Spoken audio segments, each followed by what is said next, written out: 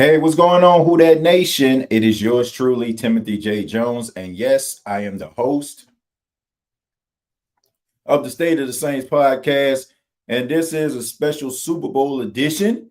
The final score, the Philadelphia Eagles beat the brakes off the Kansas City Chiefs by a score of 40-22. And we all know that this game wasn't even that close. You know, when I was talking during the post game show, the pregame show, I said that the Eagles were going to win this football game, but I said that it just was not a good matchup for the Kansas City Chiefs. The things that the Philadelphia Eagles did well, I just felt like Kansas City would struggle against it, and they did. Philadelphia, they had a plan. They just seemed like they were really into the game. Kansas City, I feel like they walked into the game with a level of arrogance.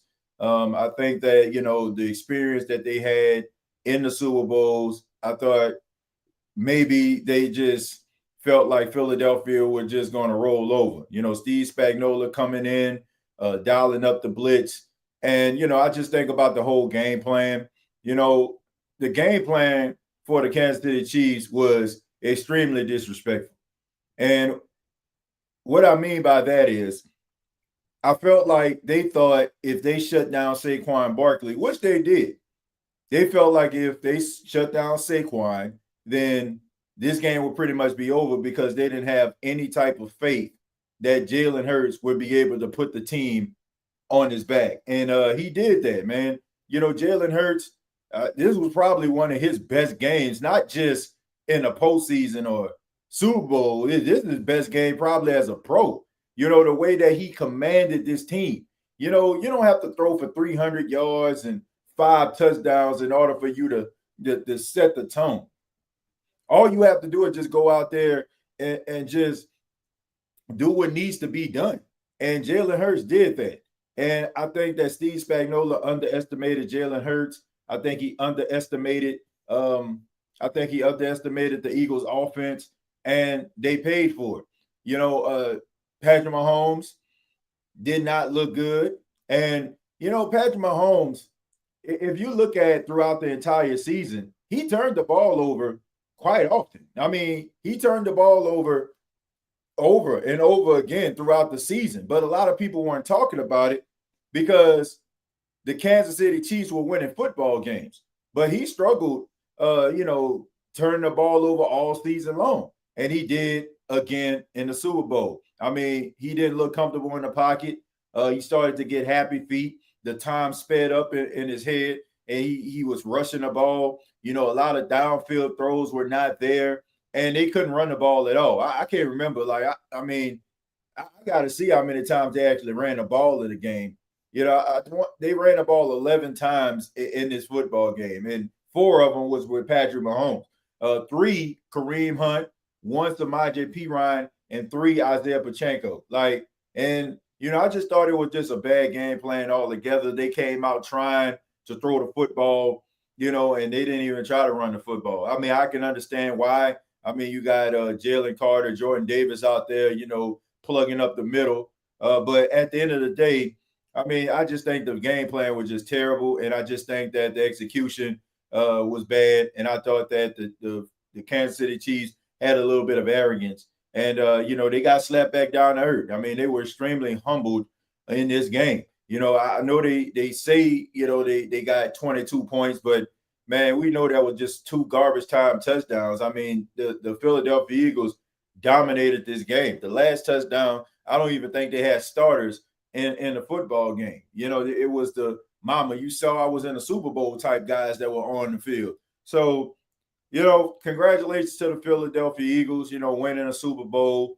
I think that they are and have been a really good football team all season long. I have no issue with Philadelphia at all as a team. I just can't stand their fan base. I mean, I understand that football fans are passionate. I understand that football fans, they love their football team, but Philadelphia Eagles fans take it to a completely different level.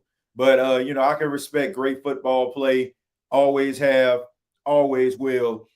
And congratulations to him. Jalen Hurts, getting that monkey off his back. I'm pretty sure he's going to be Super Bowl MVP. I watched a little bit of the after, the post game interview that he did. He was extremely emotional, but he definitely deserves Super Bowl MVP in this game. I thought that the game went by pretty fast. Wasn't the most exciting Super Bowl I've ever seen in my life. I kind of expected that it was probably going to be a blowout after we seen 24-0.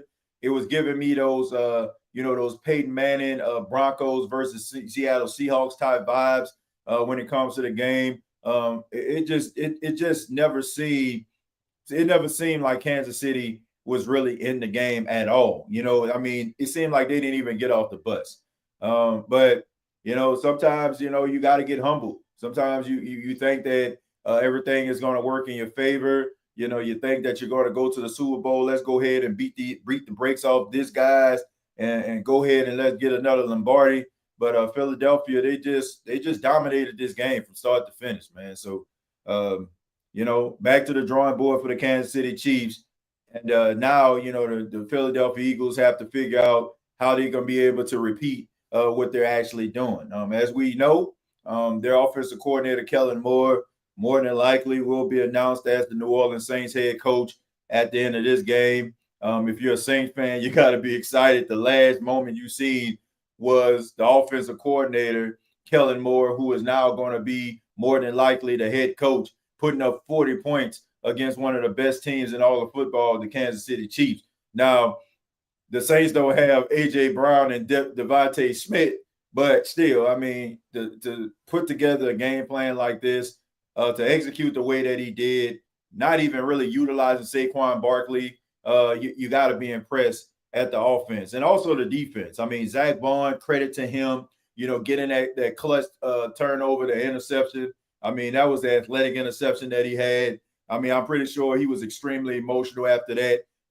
Things coming full circle, being drafted by the team, the New Orleans Saints, playing in the Superdome, in a Super Bowl, where he was a first-team All-Pro after he moved on and signed with the Philadelphia Eagles.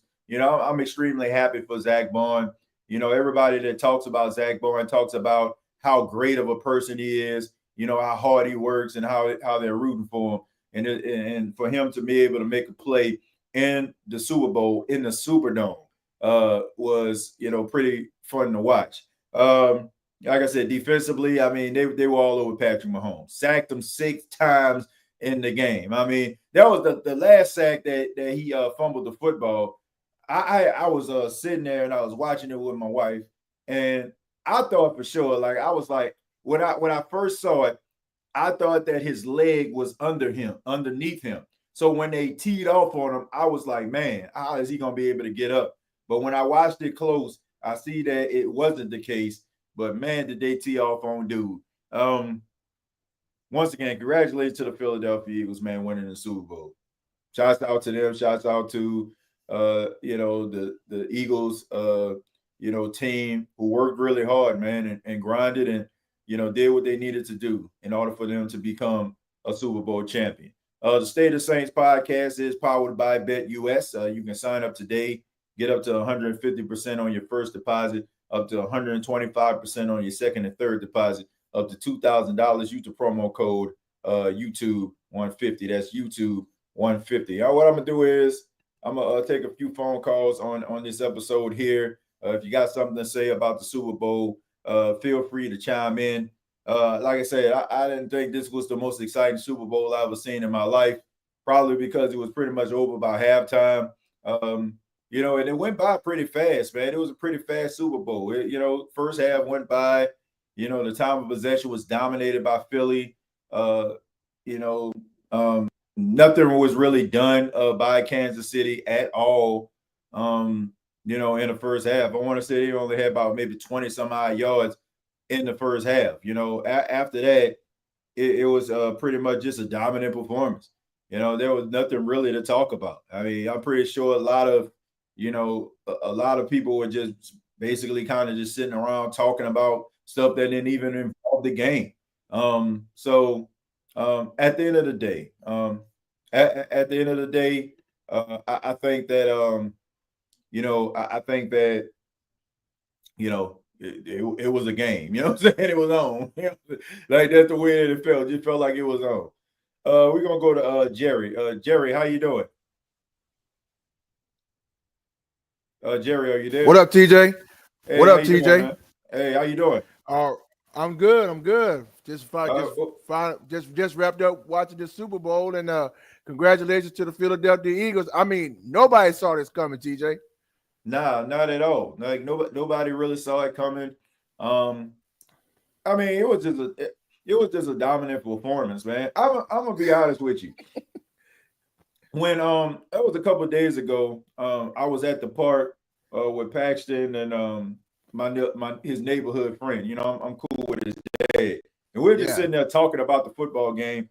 And I said it, man. I was like, I don't think this game gonna be close. I told him that, but I didn't say it today. I was like, man, I was feeling that way because I was looking at both teams and what they do well, and I was like, man, this game may not be close because the way that Philadelphia approached the game and how the Chiefs been playing all season, I was like, man, they might blow the yeah, doors off it. But what made me not say that in my prediction, I had Philly winning, but not in a dominant fashion, was because I was like, I know Patrick Mahomes like gonna be able to, I know that Patrick Mahomes gonna be able to dominate, you know what I'm saying, at least, throw the ball down the field or something like yeah. that, throw 300. So that's the reason I Right, said, but the matchup itself was just not a good one, Jared. dude. What really got me, TJ, and I'm sure everybody in the chat that saw it. Nobody expect. I TJ, when it comes to Super Bowls, you always see like close games, like 17-10 or like 14 to like 7 or like 14 to like 10, something Right, like that. But 24-0 in the first half, right. Yeah, bruh. it was dominant, man. Like they Woo. they they they dominated the game. I mean, it was pretty much like it Yeah, was pretty much over before it started, man. I mean, it was just a disaster. And bruh. I just think that Kansas City, they had a little bit of arrogance about themselves when it comes to this football game. I really do. I think that Yeah. they thought about, the two championships. They felt as if, you know, they pretty much, won these close, tight-knit games all season long. And I think they kind of underestimated Philly. I thought they felt like all they had to do was shut down Saquon Barkley, and they Mm-hmm. did, and they would Mm-hmm. have won the game. But they didn't account for Jalen Hurts playing the game of his life. Dude, look, TJ, I got a call earlier from my dad Mm-hmm. when they was up like 17 or 24-0. He said, Mm-hmm. "Dang, player." I said, "Yeah, shocking, isn't it?" Yeah. Now look, Yeah. the only thing that the Eagles had to do, and they did it very well tonight. All Mm-hmm. they had to do was put pressure on Mahomes because they know what Mahomes is going to do. So they kept that dude in check, and he got like sacked like about 4 or 5 times in this game, bruh. Yeah, he That's got all, sacked 6 times. 6 or 7 times more or somewhere Yeah, because yeah, he got sacked they 6 times. kept that dude in check, bruh. I'm telling you, both left and right. Hmm. I mean it's crazy, TJ. Yeah. Yeah, Yeah. I mean, look, I think that, man, their game plan was just horrible in the first place. yeah. They didn't want to put it. They didn't put any emphasis on the run. Like I want to say, man, they first 6 or 7 plays were all passing plays. They didn't even think about running the football with Kareem Hunt or Isaiah Pacheco. Like they didn't even try to establish it at all. And man, Mm-hmm. I, God bless these brothers because, man, they've been some great players in the league for a long time. But DeAndre Hopkins and Mm-hmm. and Travis Kelce, they look old tonight. Like they did, man. They look old. Bruh, I bruh. mean, there was one Oh my play, goodness. D Hop was wide open, man. He was like Mm-hmm. wide open. And I'm not saying that they would have won the game because of this play, but it would have been able to sustain a drive. It was on third down. Mahomes, he escapes the pocket, throws the ball, and DeAndre Hopkins just drops it. And then Travis Kelce, there was one play where they were in the shadow of their own goal line on a third down. He threw it kind of low. And, normally that connection is always there. It just wasn't there tonight, man. It just wasn't there. It just wasn't their night. And the game plan offensively and defensively was not good. I hear what you're saying, TJ. And look, and dude, I mean, and Chiefs fans was just quiet as church mice, bro. I want a whole lot of excitement tonight.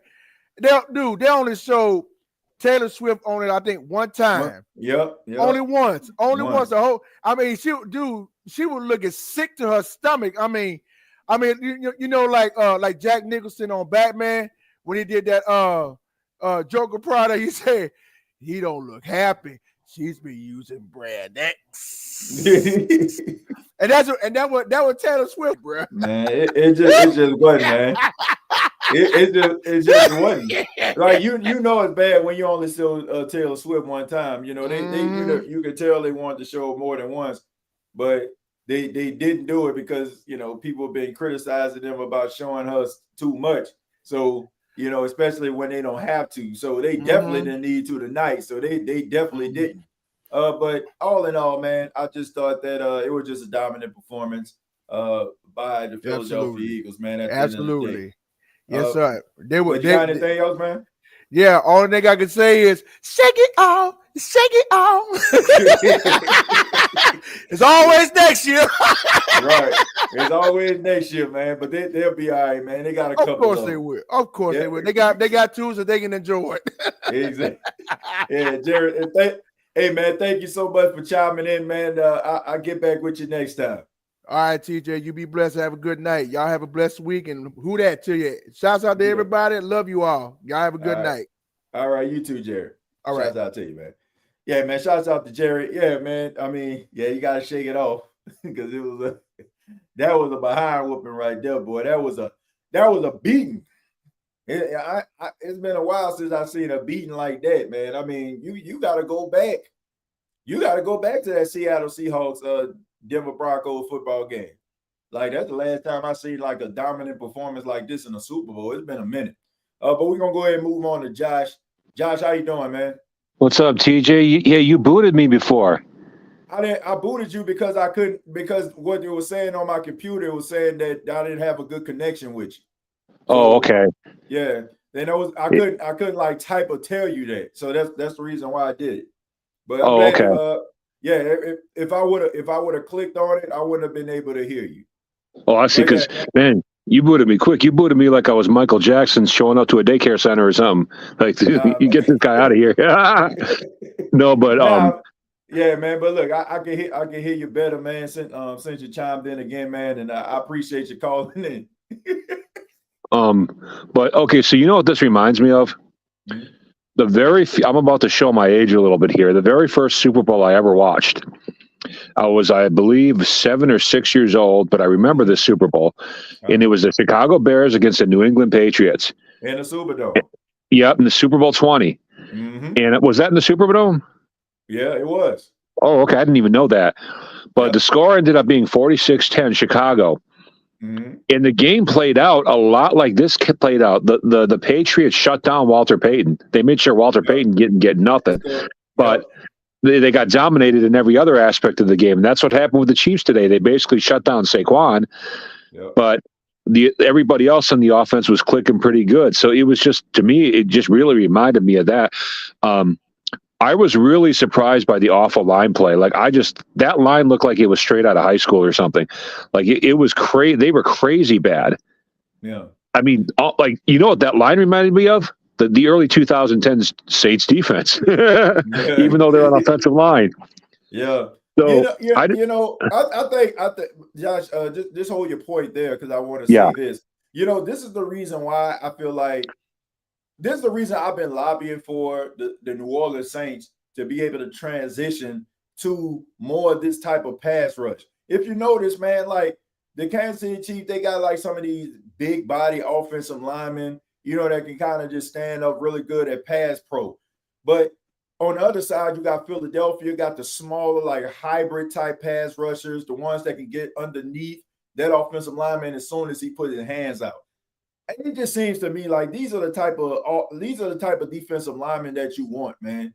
Like they were getting pressure. They didn't even blitz. They just got pressure with 4 up front the entire game. And this is the reason why I just feel like all these big, lurchy 6'7" defensive ends, like they kind of passe, man. And I just think that teams need to transition to more of those hybrid 250-pound 6'2", 6'3" type defensive ends. Edge rushers, they like to call them these days, man. Well, this makes us want to look to the future a little bit and to see how Kellen Moore is going to use the running game that we have. Right. It makes me wonder what he's going to do with an Alvin Kamara and with our other guys, because one of the tragedies of the last 3 or 4 years is that our running game has not been used properly at all. Mm-mm. AK up the middle. I mean, and even Clint Kubiak was doing that. So I feel like Kellen Moore is going to at least bring some dynamics to our running game that we haven't had in a long time.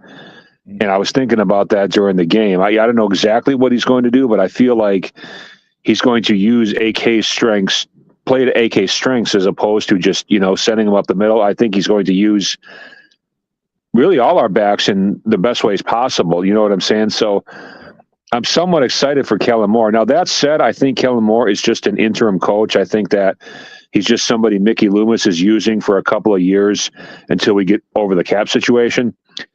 And that way he can fire him after 2 years and blame Kellen Moore for the losing record or whatever, then hire another coach when we start winning. You see what I'm saying? So I think Kellen Moore is just being used for that purpose. But at the same time, he could surprise us because I know he had trouble with the Chargers and everything, and I know he's got a loaded team on Philadelphia, but he does come up with some pretty dynamic plays. So, yeah, I think Kellen Moore. I think Kellen Moore is going to be with the Saints for at least 4 to 5 years. I don't think that the Saints are going to try to fire him. I think that they're going to try to give him every opportunity because number one, look, anything that he does in 2025, Josh, I just think that people just need to if it ends up being bad, I just think that people just need to chill and temper their expectations when it comes to this team. This team has a lot of question marks and a lot of issues, man. And I don't care how great of a coach you are, you're going to have problems when you're dealing with a salary cap issue, aging players, and bad draft practices, man. So I just want Saints fans to give this man some time. I think that he's smart enough. I think he's a football intellectual. I'm more concerned about who he's going to bring along for the ride with him because I think that is going to be key to the Saints' success in the future. But I don't think that they're going to fire him, man. I think that they're going to give him at least 2 to 3 years. And I think he might end up making the Saints into a really good football team. I think he's a really smart guy. My issue is who is he going to come along with? Who's going to be the defensive coordinator? Who's going to be a part of his coaching staff? I think that is going to be key. Well, I hope you're right. If they give him 5 years, then he will probably make something pretty good out of this team. I just disagree in the sense that I think they're just going to keep him for a couple years and give us those crappy first 2 years of seasons. Josh, let me tell you this though. You making a very valid point, but this is the reason why I think we kind of have a little bit of a disagreement here, because if this was somebody else, let's just say, for example, if they did hire Mike McCarthy, right? I feel like that would probably be, that coach that's just going to be there for a couple of years. Why? Because he's a coach that's been around for a few years. I mean, everybody kind of knows who he is. He already has a reputation. When it comes to Kellen Moore, he's a fresh coach. He's young. He's in his 30s. So to me, it's like the Saints are letting their fan base know that they are turning a page, number one, and they're allowing someone that is inexperienced to be able to figure it out. So if it was somebody else, like a veteran coach that's been around the league, that's had a head coaching stop in the past, I would agree with you. But I think that them waiting around for this guy and and hoping that everything works out, they're giving him an opportunity, and they're going to give him a really long leash, man. So I don't see him getting fired. All right. Well, I just got one more thing, man. I would normally email you about this privately, but I'm probably going to forget. So I'm just going to ask you this favor while I've got you. Would you allow me to interview you on camera on YouTube? It will help me with my internship, my field experience this semester. Okay. Yeah. Just tell me what day. Okay. Well, I'll leave that open for you because it can be any time this semester.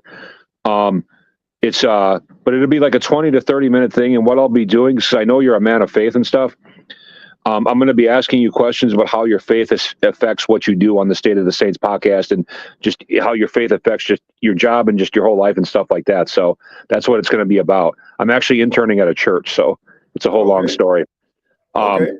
But I'll give you, I appreciate that, TJ. I'll give you more details in like an email later this week or something. Okay. All right. Just let me know when we can set something up, Josh. All right. Very cool, bud. Okay. All right. Thank you so much for the call, man. And good luck to you, man. Thanks, brother. Have a good one. All right. Take care. Yeah.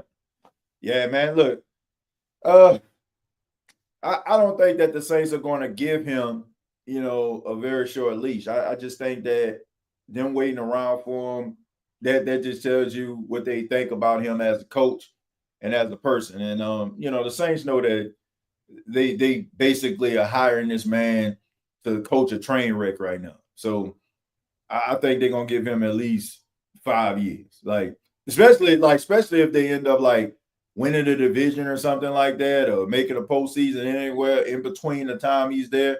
Yeah, he's gonna be the coach for at least 5 years, in my opinion. All right, we're gonna go ahead and move on to Dalton. Dalton, tough night tonight, man. Got sacked 6 times. Man, tell me what went on, Patrick Mahomes. What happened, Patrick? Well, I got no excuse, though. I feel like we shouldn't be in the Super Bowl after what happened against the Bills. I mean, we didn't deserve to be in it. We got what we deserve. I mean, I'll give the credit to the Eagles defense. Josh Sweat, Elton Williams, Cooper Jean. Happy birthday, by the way, for getting pick 6. Defense was all over me, though. Shout out to Vic Fangio for finally beating the Chiefs and me regular season and now Super Bowl. I'm happy for the Eagles. I just feel like we just didn't feel like being in the Super Bowl. It should have been the Bills this whole time. Yeah. It should have been a Bill way the Kansas City Chiefs played tonight. I'm sorry, Patrick. The way y'all played tonight, it should have been the Buffalo Bills. Hey, man, look, for those that are new, man, here that just so happen to just roll up on the channel, this is Dalton. We always joke around because he sounds exactly like Patrick Mahomes, right? So, but he's a Saints fan. He's a Buffalo Bills fan. And he's a hell of a sports fan. But Dalton, how you doing tonight, man? What you thought about the Super Bowl? I'm doing fine. I'm glad to talk with you after Super Bowl. Yeah. I'm going to be for real for you, though. Before the Super Bowl, I did pick the Eagles 40-12, to be honest, because I knew the game was going to be close, because you never bet against the number one defense, because the Eagles got the best defense, number one. I'm happy for Zach Bond and C.J. Gardner-Johnson. Brandon Graham, this is his last game because he's retiring this year. And happy birthday, Cooper DeJean. I mean, their secondary, I'm going to be honest with you. I thought Josh Sweat or Melton Williams would get the Super Bowl MVP. I mean, kudos to Jalen Hurts because he wasn't playing around, though. Yeah. I agree. Look, that defensive line, those guys were hunting. And the most impressive thing about it, Dalton, is that they did it with 4, man. And there wasn't no exotic blitzes. It wasn't no all-out blitzing. It was none of that. It was like our 4 against your 4, and let the best one win. And they just kept getting home. Like Patrick Mahomes had no time in the pocket.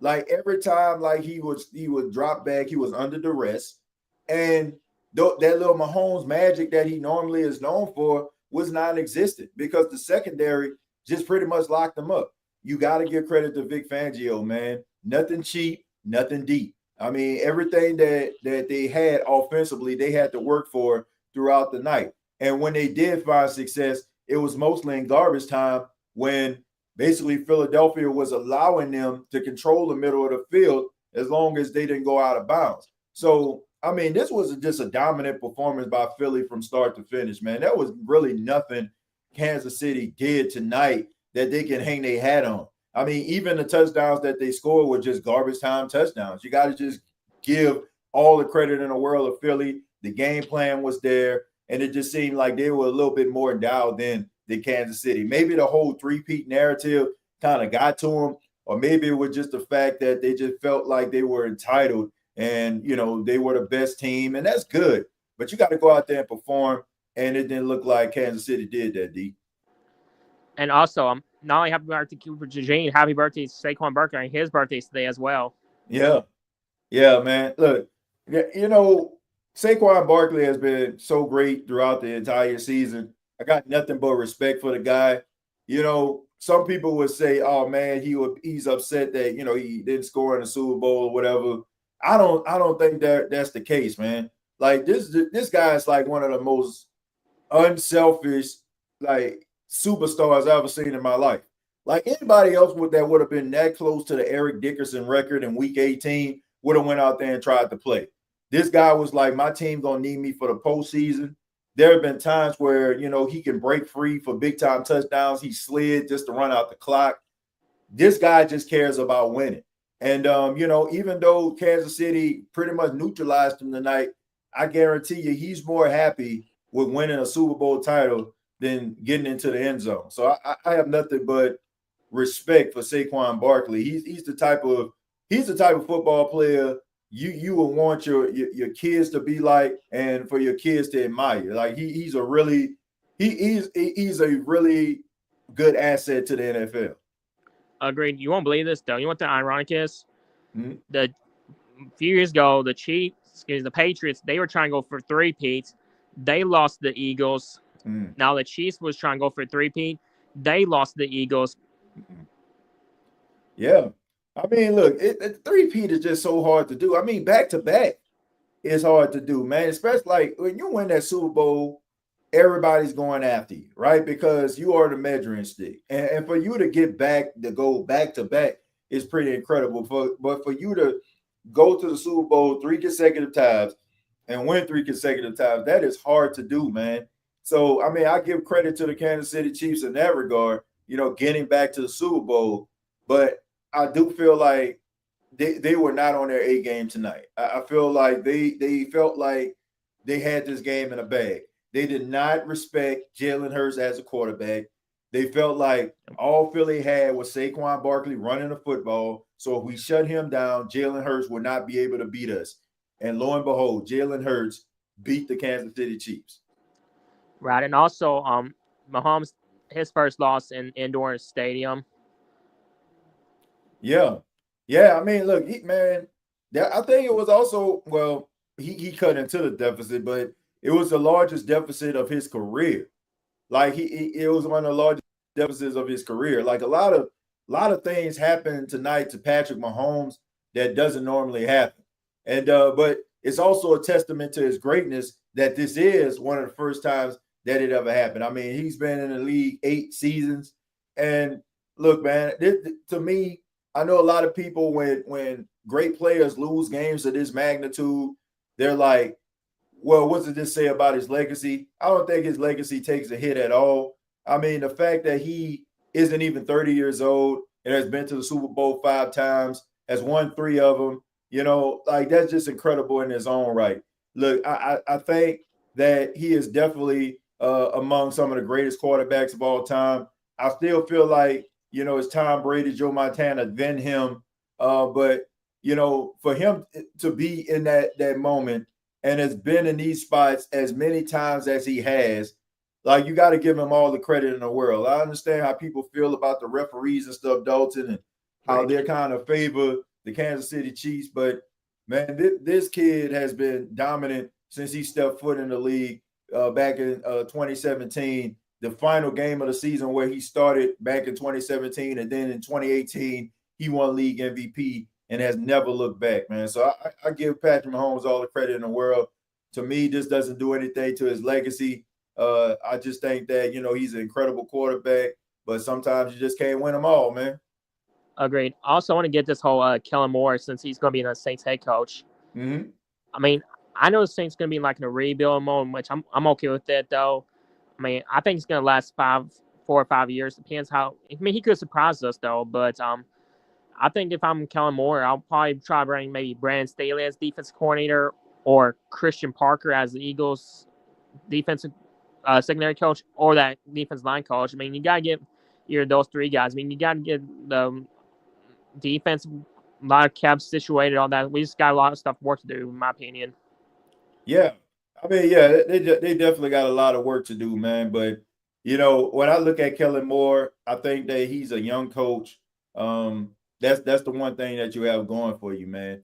I think that, when it all comes down to it, the Saints are going to give him an opportunity, going to give him a chance to be able to, go out there and try to see what he can do. But the first year, I'm not looking for Kellen Moore to move mountains. I'm not looking for him to perform miracles. What I'm looking for is for the Saints to, show signs of improvement and also to be able to build through the draft, be able to get some of these older players off the books and also get out of their own way when it comes to like some of these games. So if they can do that, I think that they will be able to pacify the Who Dat Nation. If you're a logical Saints fan, Dalton, and going into 2025, you know that the New Orleans Saints have some issues, and you're willing to be patient with them. But in 2026, you're in a better position, and maybe you can actually build something going forward. So by bringing Kellen Moore in, hopefully he can be able to right the ship with some really good decisions, and also, most importantly, in my opinion, player development. Agreed.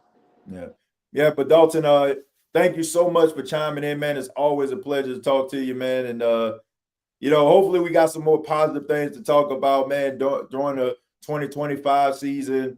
You got several other things coming up like the combine, so I'm pretty sure we'll chop it up and talk about that down the line, man. All right, sounds good. It's good to talk to you, and who that's Jack. And also, I want to say shout out to CJ Garner Johnson and Zach Bond for getting Super Bowl ring. I may miss y'all though, but I'm happy for y'all got the ring. I'm still saying who that's to y'all. Yeah, who that, man? Yeah, man, I'm happy for those guys. Thank you so much, Dalton. Take care, man. All right, you too, bro. Thank you. All right. Yeah, shouts out to Dalton, man. Yeah, man, shouts out to CD Dudes. Shouts out to Zach Bond, Super Bowl champions. Man, doing their thing out there in Philly, no doubt about it. I want to acknowledge the 2 donations here. David says, I had a feeling the Chiefs won't get 3-peat. Reminded me when the Patriots had that undefeated record and the Giants won, humble pie. Alfred also says, for the 499, says, after a beatdown like this, do you think Kellen comes still? Yeah, I mean, I think it's pretty much finalized. I've been seeing reports come out in regards to this, saying that he is they finalizing the deal to make him the head coach. If I'm not mistaken, someone I think even said in the chat that on NFL Network they're finalizing the deal with him. So it's pretty much a foregone conclusion, man. They just couldn't say anything before the game actually, happened. Let's see. Kellen is a 2-pass happy for me. Dude did learn mid-season to run game was the strength of the team. That's what you want to see, though. You don't want to see a guy that is just so stubborn to a point where they just gonna make the passing game work. If the running game works, he's willing to concede to that and be able to run the football. So in that regard, I got to give respect to Kellen Moore. You go with things that work. You work like if your strong point is running, you run the football more than you pass. If the passing game is your strong point, then you pass more than you run. He acknowledged that. And this is the reason why I feel like you should have more respect for Kellen Moore. The fact that he is pass happy and he was willing to concede to the run because the run was successful. So with that, I just feel like that's the type of coach that you need. Somebody that ain't too big for their britches and somebody that's so arrogant to a point where they know something ain't working, but their ego won't allow them to change it up. So with that, I got to give him all the respect in the world, for him being able to make that transition when you have that type of reputation. What do you think about Kellen Moore now?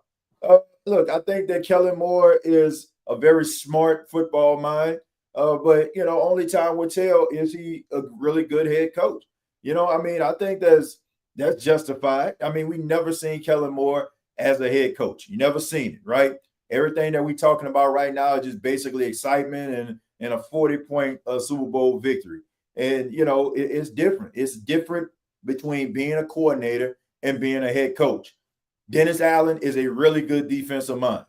I guarantee you, if the Saints needed a defensive coordinator and Dennis Allen was on the street and he didn't coach the Saints, everybody would be happy if the Saints would have hired Dennis Allen because he's really good at coaching defense. But it's another thing when you're actually leading an entire team. It's a completely different beast. You got to be able to have a rapport with your players. You got to be able to put together a coaching staff that works. You got to be able to make those adjustments. You got to be able to keep morale up in the locker room when things are going wrong. You got to be able to maintain morale when you're winning. You got to make sure that guys are on the same page. It is a different beast. And, when we look at this guy calling plays, yes, he can call plays really well. But if that's all that you're being asked to do, it's different. So I am reserving my judgment to determine what type of coach he is going to be. I think that everybody just getting excited, that's cool. I'm not saying don't get excited, but this guy's never coached an NFL game in a head coaching capacity. So until he actually does that, I can't make a determination of who Kellen Moore is as a head coach. As a person, he seems like, a pretty, even keel type guy. As a football mind, he seems very intelligent. But like I said, it is levels to this. Sometimes guys are really good coordinators and not really good head coaches. Can he be a really good head coach? Possibly.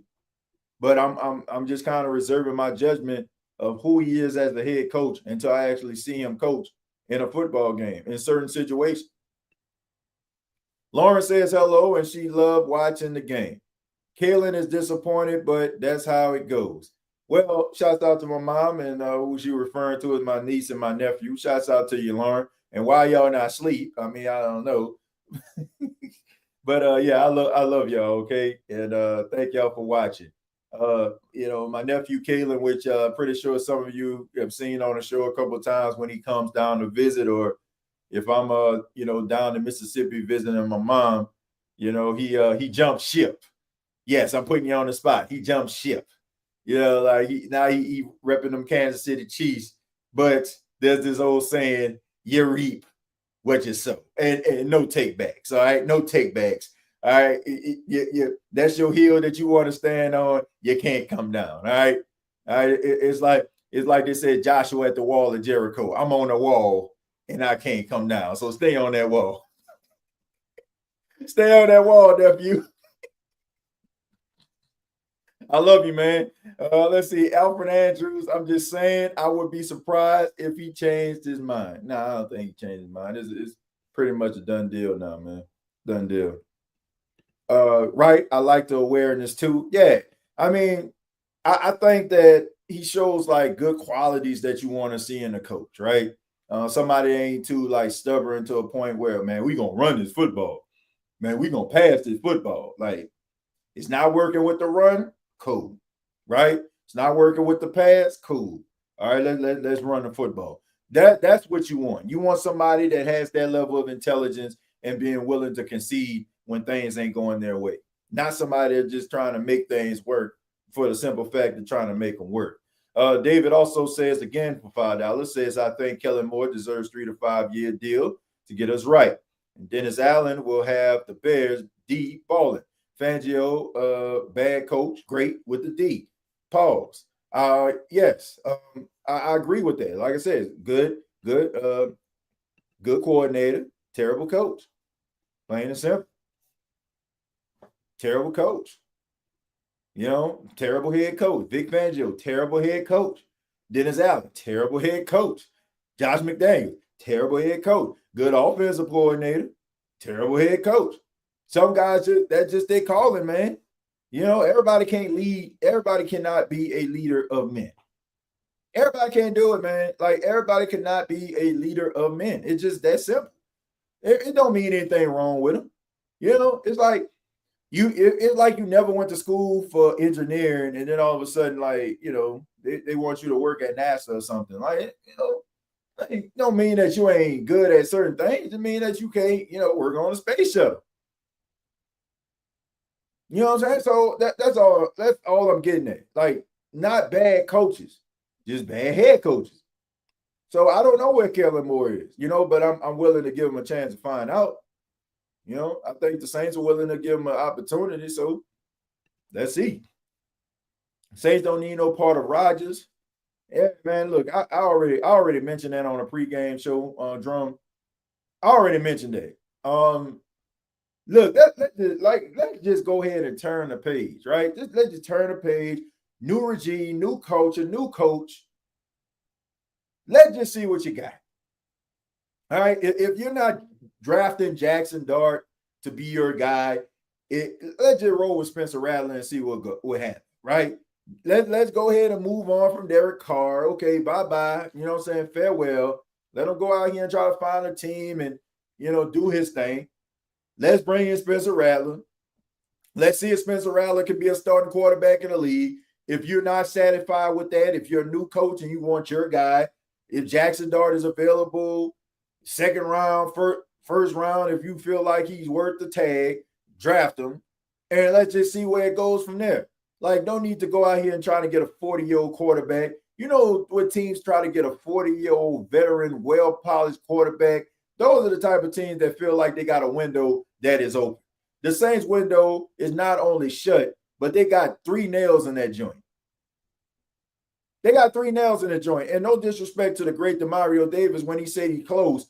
Man, look, if we talking about close, he must mean from Louisiana to California, right? Okay, we close. Now, no, you're not. You're not close, man. Like, don't let those 2 victories that you had earlier in the season in 2024 fool you. Y'all had these injuries, but yes. But at the same time, you have not done a good job at developing players. You have not done a good job at executing. You have not done a good job at closing games. You have not done a good job at adjustments in the second half. You have not done a good job since Sean Payton and Drew Brees left at getting a really good coach and quarterback. Look, we have a tendency of paying attention to what we were versus what we are. Sometimes when you have success in the past, time goes on and you still look at yourself as the same person. You're not looking at your imperfections along the way like other people will. And I think that maybe the Saints are stuck with that, especially some of those players like Demario that have seen success from the New Orleans Saints in the past. He's still looking at the New Orleans Saints in the eyes of 2018 when they were a controversial call away from the Super Bowl. But you are way past that, my friend. We're going into 5 seasons without you making the postseason. 5. Teams that are going through those type of situations can't say that they're close. Like, that's what you want to believe. And I don't expect for Demario Davis to come out here and say, well, we far away, but you're not close. You're not close until you solidify yourself as a playoff contender once again. You're not close until you handle the quarterback situation. You're not close until you draft players and develop them in your system. You're not close unless you get yourself a coach that can be able to get you to where you need to be and be able to navigate game in, game out. That is when you're close. Other than that and anything else, you're basically just talking and just talking those things into existence. And I understand you're a man of faith. He is, right? When you speak positive, speak life, things are supposed to happen to you, right? You speak positivity into the air, positive things happen. But sometimes you can speak positive things, but it ain't happening. And right now, the Saints need to figure this thing out. And you need to figure it out with the quarterback position and head coach. If you're winning Super Bowls, if you're constantly getting back to the Super Bowl, if you're constantly knocking on the door of the Super Bowl, guess what? Coach, quarterback. Sean McDermott, Josh Allen, coach, quarterback. Andy Reid, Patrick Mahomes, coach, quarterback. You can say this because they've been to the Super Bowl 2 times the last 4 years. Nick Sirianni, Jalen Hurts, coach, quarterback. You need the coach and you need the quarterback. If you don't have the coach and you don't have the quarterback, you're not going anywhere. If you got the coach no quarterback, still not going. Might get on the doorstep, but you ain't going through that door. We've seen this before. We've seen this before, folks.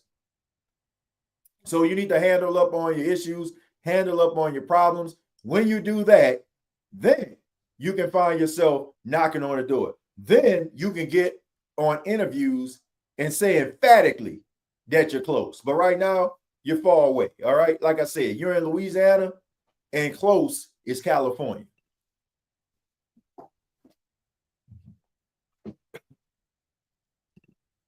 Sorry about that. Had to grab my drink, grab my Sprite over here. Let's see. Until Moore puts his name on a contract, he ain't coming here, says Barbara. Well, I think he coming. I think they're gonna find a lot to do.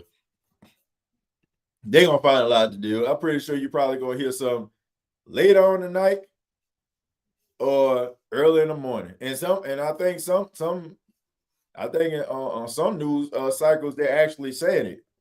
So let's see what they're talking about here. I'm going to X, Twitter. And I'm pretty sure, like I said, you probably gonna hear something in the morning. I mean, it's pretty much a foregone conclusion. They just couldn't say anything because of the Super Bowl. Jared says, Sprite. Yeah, Sprite 0. Okay, Sprite 0. 0 calories here. we drank Coke Zeros. We drank Sprite Zeros. He talks fast, hoping you won't notice the BS. Let's see. David, thank you very much again for the $5. Says it's tough to have competitive success as a head coach in NOLA. Only 2 head coaches have ever done it in history: Jim Moore Sr. and Sean Payton. Well, you got to put Jim Haslett in there too, man. Jim Haslett had success. Jim Haslett was the first head coach to win a playoff game for the Saints. So I put Jim Haslett in that. You know, I mean, he made history. You know, he didn't win as much as Jim Moore or Sean Payton, but you know, he's part of the history books. Why is everyone being so negative to the fact that Kellen Moore will be our head coach? I don't know if people are being negative. I just think that people are so tired of being disappointed by this football team. Tired of the disappointment of watching them fall short every year for the last couple of years.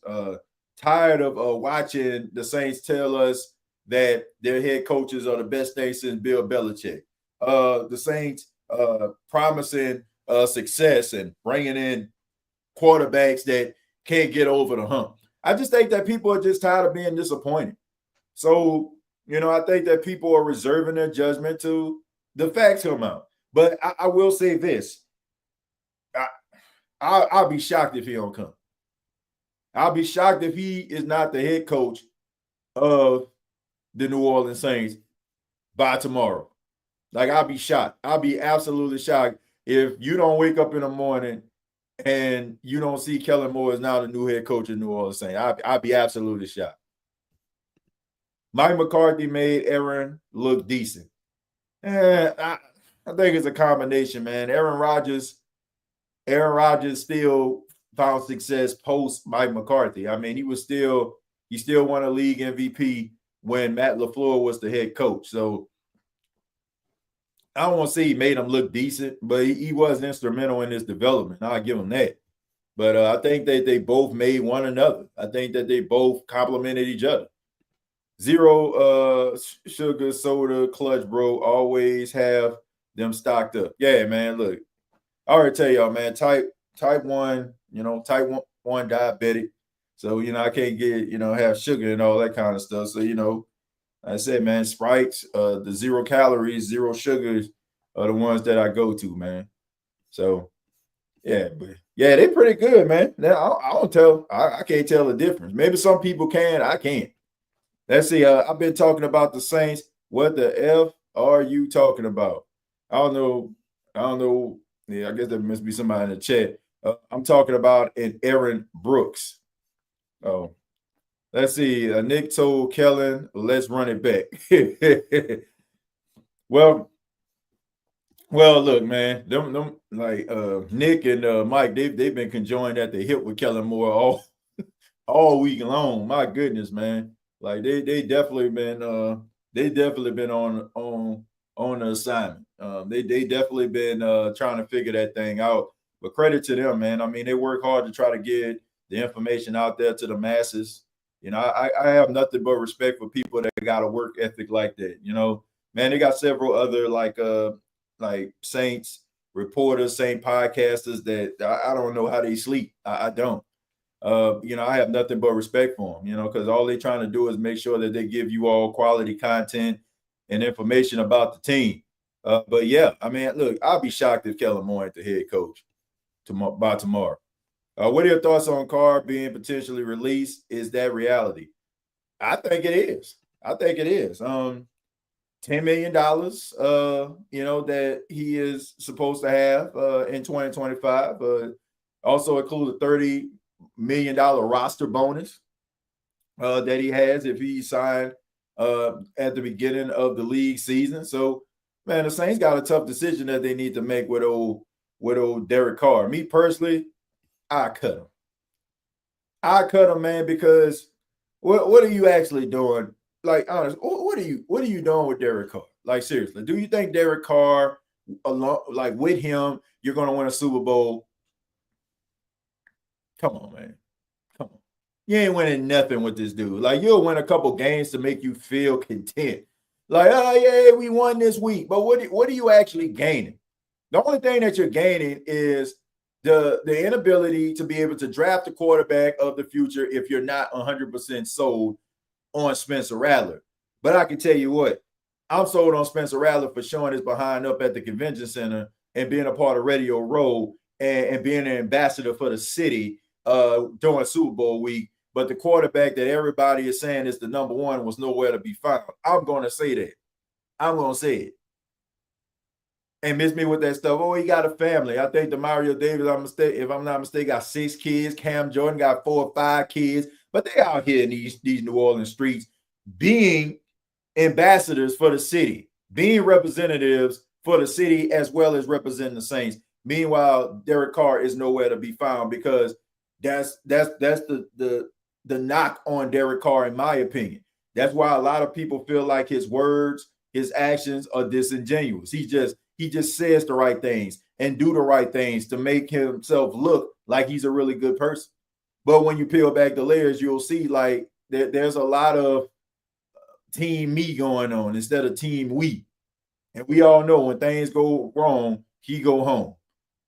When they benched him, when he played for the Raiders, when they benched him, what did he do? Instead of him sitting on the bench being a mentor like a Kirk Cousins did for Michael Penix, but like some of these other quarterbacks who have gotten benched, still was, trying to be a good leader and a good mentor to the young guy. He goes home. Why? Because his ego is fragile. So me personally, like, what do you gain from that? What are you gaining? Derek Carr is just going to push you further and further back from reaching your true goals. Plain and simple. Like, maybe your team is bad and you might win like 4 or 5 games, and then for those 4 or 5 games probably have you picking your quarterback of the future. Derek Carr have you winning 5 or 6 games, have you pushed back into number 7 or to number 10, and now all the good quarterbacks are off the board. Now you have to pick something else. Good enough just to not have you pick his replacement. So I say cut him. Yes, I'm saying that. I say cut him. Go ahead and cut him. Go ahead and cut him and embrace the future. And see what you have with Spencer Rattler. If it works out, it works out. You got yourself your future quarterback is Spencer. If it doesn't, guess what? You're picking in the top 3, picking in the top 5, and you're picking his replacement. Plain and simple. So I just say stop messing around, stop fooling around with Derek Carr as your quarterback. Wasting everybody's time. Wasting his time, wasting the Who Dat Nation time, wasting the organization time. And I'm not saying that Derek Carr is bad. Derek Carr can go to a team that has a really good defense, solid offense, and he can go out there and facilitate. You just ain't going to win because of him. Like, you can win with him. You can win double-digit games with Derek Carr as your quarterback. You just need other elements around him to be able to compensate for the things he lacks. But you can win with him. But the way that the Saints are structured right now, he's not the right fit. The Saints need a quarterback that's going to be able to elevate the game of people around him, that's going to be able to win football games because of him. Give him the ball in the last 5 minutes of the game. Guess what? He about to carve the defense apart. That is what they need. Not somebody that's going to be up there dinking and dunking, nickel and diamond, and trying to think about his completion percentage. So I'm going to check it down to Alvin Kamara for a 1 yard game because that's still a completion. Like, nah, bro, we don't need that. Saints don't need that. Fans don't need that, period. Carr be throwing jump balls up for the defense when he's throwing the ball up while getting sacked. Can't stand when he does that ish as an over 10-year veteran. Yeah, man, he is what he is at this point. We got to get through this year. After this year, we will have $60 million, and then we will have $260 million in cap. Moore said he knows it's a long-term job process. Yeah, and I think we all do too. At least we should. Carr is Goldilocks. Everything got to be just right.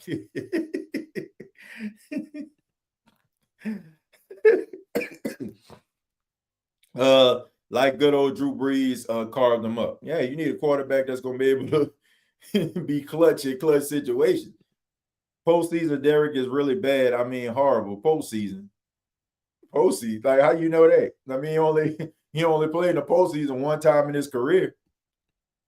It's crazy how all the current and past Saints quarterbacks were present during Super Bowl week, but missed to check the tape. It wasn't there.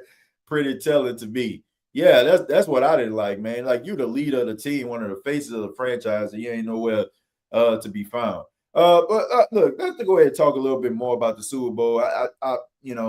Anytime the Super Bowl comes around, everybody talks about the Super Bowl halftime show. As you know, Kendrick Lamar performed during halftime, and there was some mixed reviews. Some people felt like it was a good performance. Some people felt like it was a bad performance.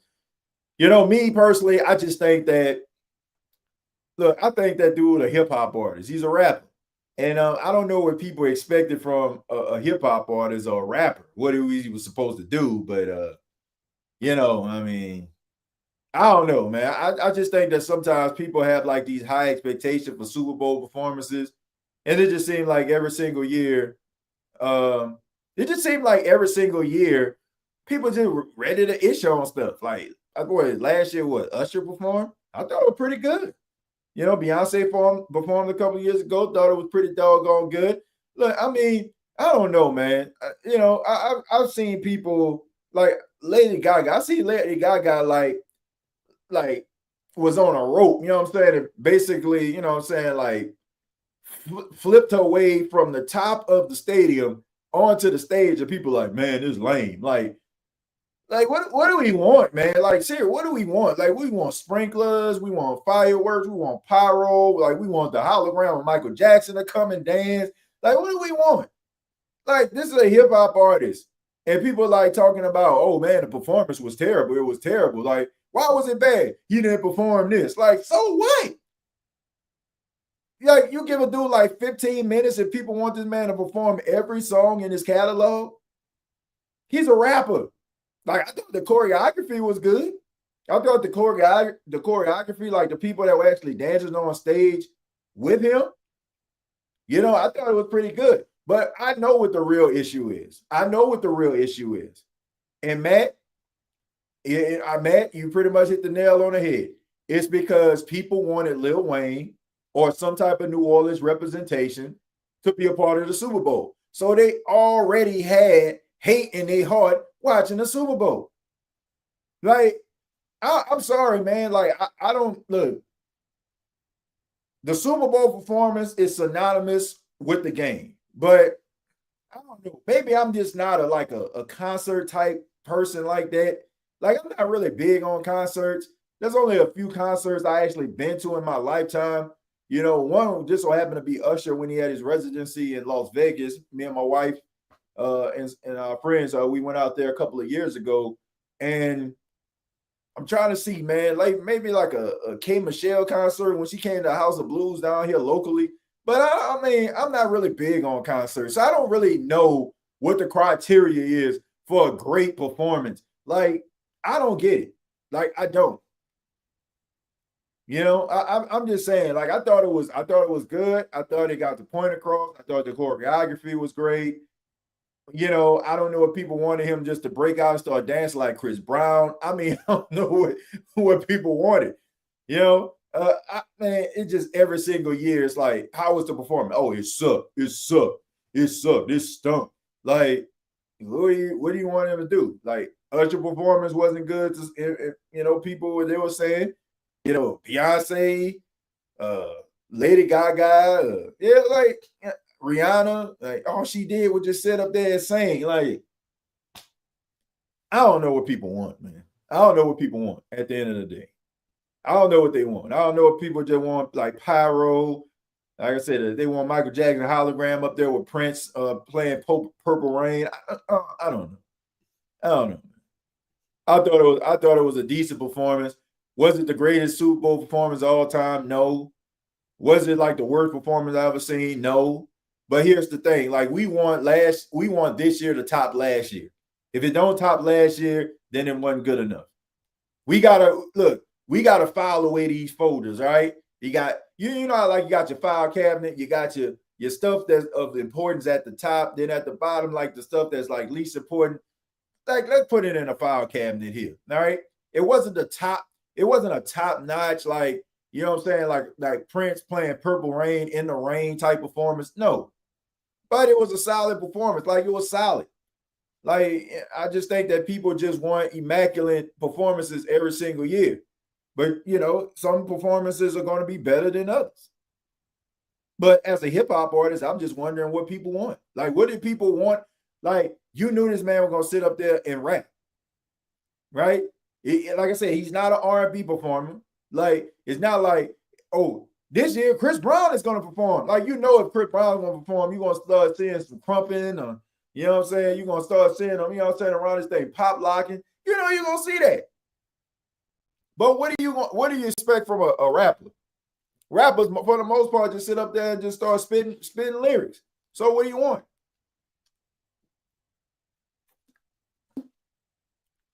Somebody please tell me. Like, what?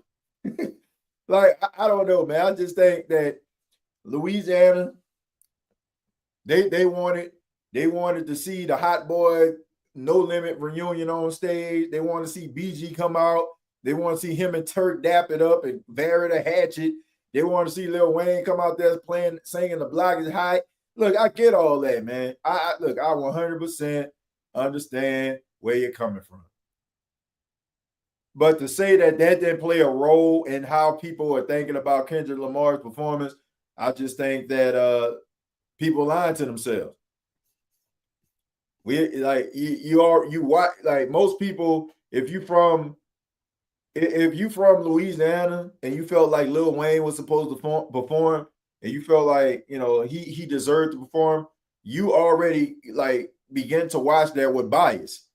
So it may not even be your fault, but if you had like, if you had like a dog in a fight, so to speak, and it's not the person or the dog that you wanted to see, you already gonna be looking at it with critical eyes. So me, I was just sitting back and looking at the performance. I thought the performance was good. Not the greatest performance of all time, but I wasn't looking for it to, like, when they said Kendrick Lamar was going to perform, I just like, okay, man, we're just about to see, you know. Wayne not even a NOLA fan. He ride with Green Bay. He cool, but he's not in his prime. Why is the city calling for him so hard? Let's see. All good, TJ, not your element. Yeah, that's not really my element, man. Like I said, I know what a good performance is, you know, but I don't know. Like I said, it's just certain people, like, if they say Beyonce, right? Now Beyonce, what did she perform for? She performed what? On Christmas or something like that at the Kansas City game or something like that. Like, I know I'm gonna see a star-studded performance because this freaking Beyonce we talking about here. Okay, but to sit up here and say, okay, man, Kendrick Lamar, like, okay, impress me. Like, what was he supposed to do? Like I said, the choreographers on stage like did a really good job. Like being able to create, like, you know what I'm saying, like little background, you know what I'm saying, imagery and stuff like that, and be able to like kind of, you know, dance to what he's actually rapping about. That was like the best case scenario. But like I said, if this was like Chris Brown or something like that, and he failed a couple times on stage, and okay, I can give, okay, man, this wasn't the best performance of his career, but this was a rapper. Give him a mic and, you know what I'm saying, the lights and the background pretty much, you know what I'm saying, makes the concert. Like if you ever been to like a hip hop concert, like y'all already know. Like how many like, man, that was a really great hip hop concert. Like most of the time it's just rappers rapping on a microphone and people dancing in the background to give you something to look at while the rapper is basically just spitting the lyrics. If we let Moore get out of NOLA without a contract, he might not come back. Nick Sirianni asking Moore to run it back got me a little concerned. They want Lil Boosie up there. Devil get up on me. Look, that would be good. You know what I'm saying? That would be cool. And look, I get it because a couple of years ago, Dr. Dre and Snoop Dogg, you know, they were, you know, the performers, right? They performed for the halftime show in Los Angeles. And because of that, you know, I guess like everywhere you go, like if the Super Bowl is in Atlanta, they feel like, you know, Ludacris need to come out, T.I. need to come out, Usher need to come out, right? Staples, Outkast need to come out. I get all that, right? But that don't mean that that's necessarily going to happen. You know, I mean, that don't mean it's necessarily going to happen. I mean, we've seen, you know, Super Bowls be in venues where they may be synonymous with some artists, but it'd be completely a completely different artist that performs. And I understand that, but at the same time, man, I don't know what people want from a rapper. He faked that performance. It was all phony lip sync, that whole thing. Well, I mean, you see that quite a bit. You see that quite a bit on some of these you know, performances on TV. He's not the only person. I see that quite a bit. And some of them are like real popular artists too. You can't even really hear the lyrics. You would think the Super Bowl would have the money to make sure the audio was sounding. Yeah, that it was bad audio. I will say that. If anybody have a legitimate gripe, it was the audio. The beat was higher than the audio. And I'm just wondering, like, let me just play. Let me just be a conspiracy theorist here. Could it be because maybe the NFL was a little bit concerned at some of the language issues of some of the songs that Kendrick Lamar has? And maybe they felt like if he's rapping, maybe the sound would be like the beat of the song would be able to drown out his words. So if he just slips up to say a cuss word or something like that, you won't necessarily be able to hear it. You know, I don't want to believe that a multi-billion-dollar conglomerate won't be able to compensate for, you know, that type of error. Like you have like top-notch like audio video individuals, like producers, like et cetera, right? Like these are some of the best like in their field. So these guys eat, sleep, and breathe audio video type knowledge. So I'm just thinking maybe they felt like maybe his songs had some language issues and maybe they didn't want to slip up on national TV, so they just made the beat louder than his microphone.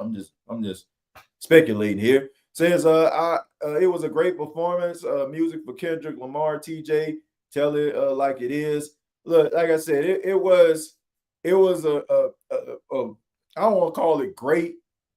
Like I feel like when we say great, I just feel like, you know, it's pretty much flawless, and you're like, oh man, you really did. Like it was solid.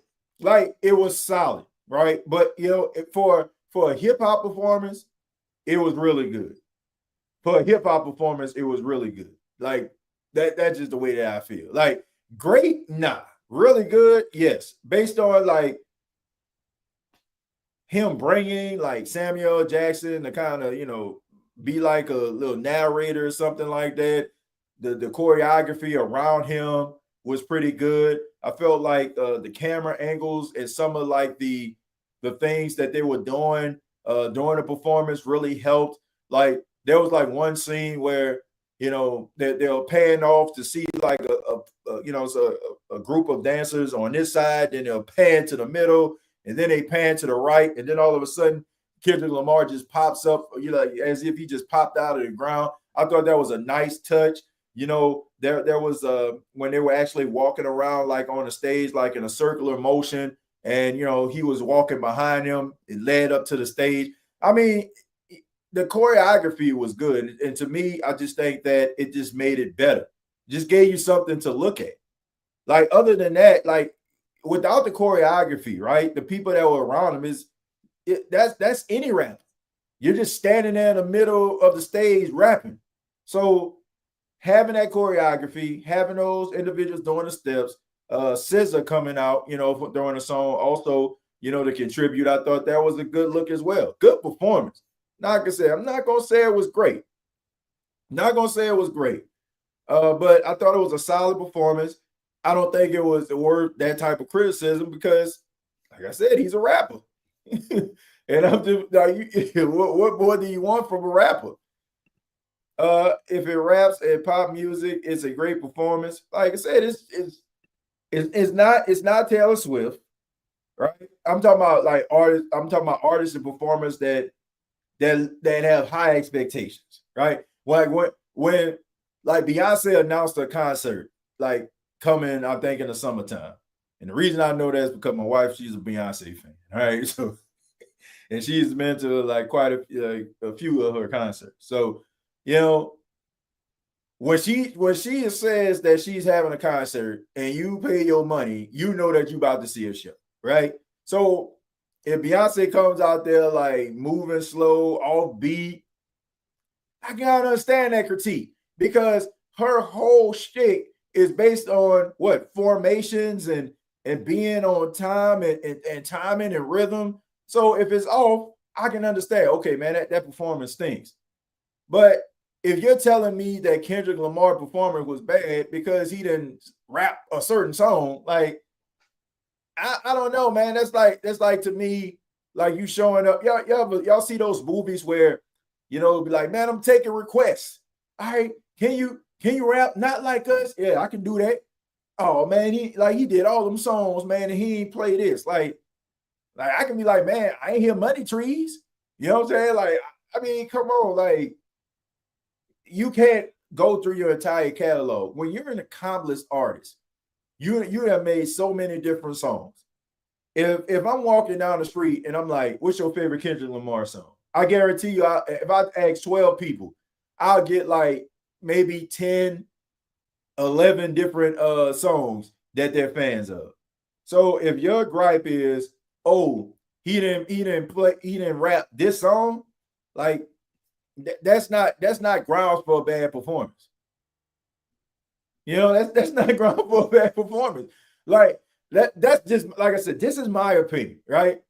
I think that we are like super hard on these performances for the Super Bowl because I think that number one, we probably went into the Super Bowl not wanting that particular person to perform in the first place. We probably wanted somebody else. Or it's just like we've seen performances so great in the past.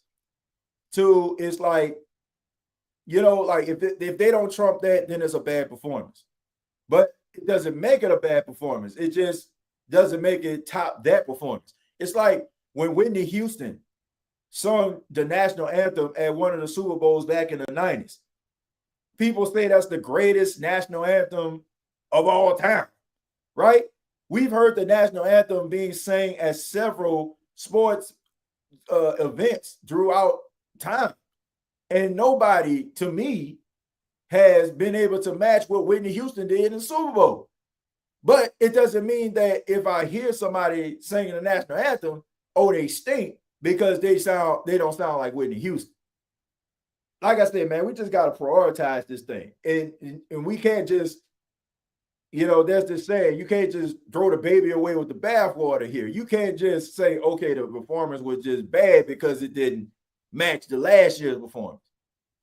I mean, it just didn't meet the expectations of last year's performance, but it doesn't mean that it isn't good.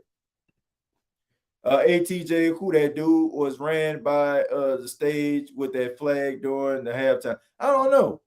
You know what? I didn't pay attention. I seen that going around, Ross.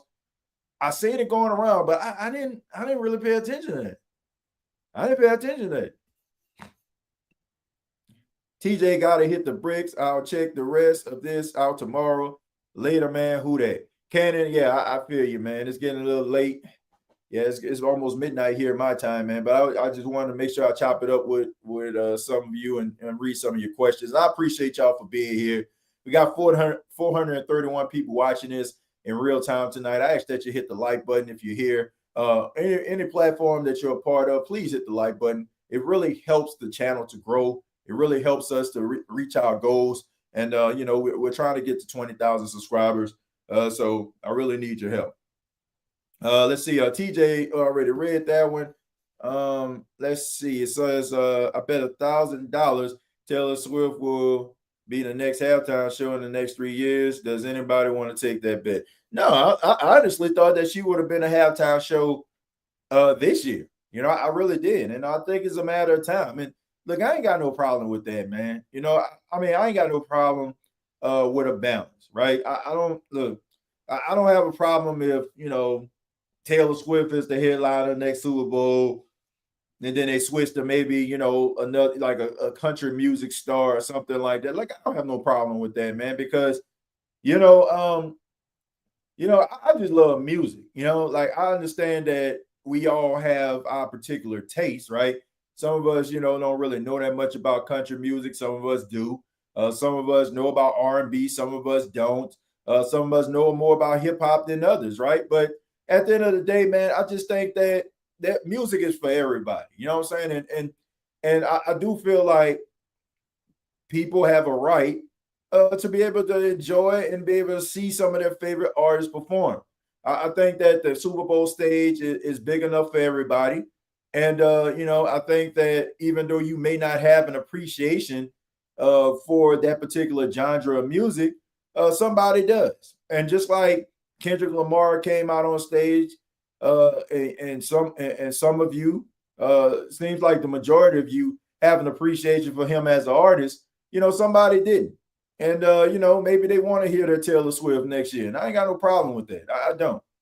I do feel like that, for people that were criticizing, some of the performances of being more, hip hop R&B lately, and saying, oh, man, we need to change it up. My argument would be with you is, well, when we were listening to The Who and Bruce Springsteen and all these other artists that we had over the last 10 years, and people had to, there was very little balance in between, I would say, where was the outrage then? So I think, I don't have an issue with I don't have an issue with balance. I think that everybody needs to have their turn. But I also think that I can understand why there was a barrage of hip hop and R&B artists over the last couple of years, because they finally got their turn. So I think that we've established that, the Super Bowl stage is for every genre of music. I think that's pretty much explained now. So now I feel like we can kind of go back to, getting pop artists, getting rock artists, getting country music artists. I think we can get back to that. So I don't remember seeing her tonight. She was getting booed all night. They only showed her one time on the telecast.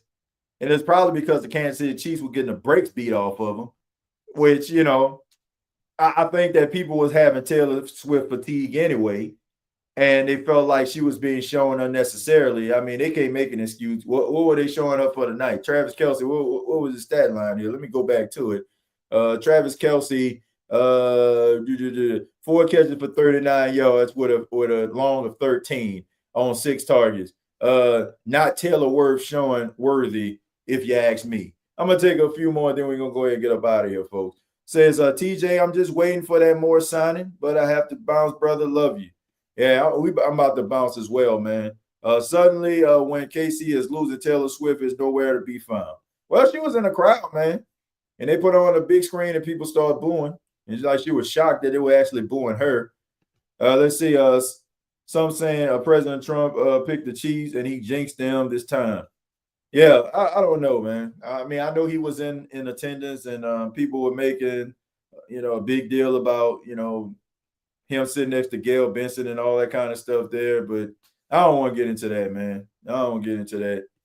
Let's see. The Super Bowl was showing on Tubi. I don't know. It looked like a Tubi performance. I can tell you that, especially about the Kansas City Chiefs. That definitely was a Tubi performance. But my final thoughts are very, very simple. Number one, my final thought is thank you for being here. I mean, I know it's late, and for us to have over 400 people watching this right now in real time, it's extremely humbling to say the least. So thank you. Number two is the Philadelphia Eagles deserve to be on that stage, and they deserve to win the game on Super Bowl Sunday. They deserve to win this game tonight if you're watching this live. They deserve because they went out there and they handled up on business. They dominated throughout the playoff run. They had a really good dominant performance against the Commanders, and then they went out there and they beat up on the Kansas City Chiefs. I feel like the Kansas City Chiefs game plan was terrible. I feel like they underestimated Jalen Hurts as a quarterback. I think they just looked at the Philadelphia Eagles as a team that was just led by Saquon Barkley, and if they shut him down, then they won't be able to do anything. I thought that the game plan for Philadelphia was really good. I think they had a really good mixture of the run and the pass. I think that Jalen Hurts made really good decisions. He had that really bad interception early in the game, but after that, he didn't look back.